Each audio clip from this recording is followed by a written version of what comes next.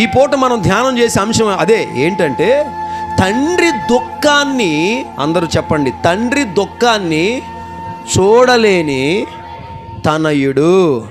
ఇక్కడ కూర్చున్న మీ అందరూ కూడా ఆత్మీయ తల్లిదండ్రులు ఏడుస్తుంటే, ఆత్మీయ తల్లిదండ్రులు దుఃఖపడుతుంటే చూసే కన్నులు ఒకవేళ ఉంటే దయచేసి ఆ కన్నులు మారునుగాక. మనము మన తల్లిదండ్రులను దుఃఖపెడితే అది మనకు క్షేమం కాదు, భద్రం కాదు, అది ప్రమాదం, బైబిల్ చెప్తుంది. అలాగే మన భౌతిక తల్లిదండ్రులు ఏడిచిన, మన భౌతిక తల్లిదండ్రులు దుఃఖపడినా అది కూడా ఆ కుటుంబానికి క్షేమము కాదు.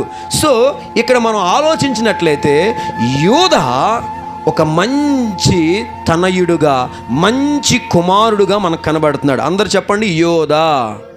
యేసు ఉన్నాడు. యోధాలో ఎవరున్నారు?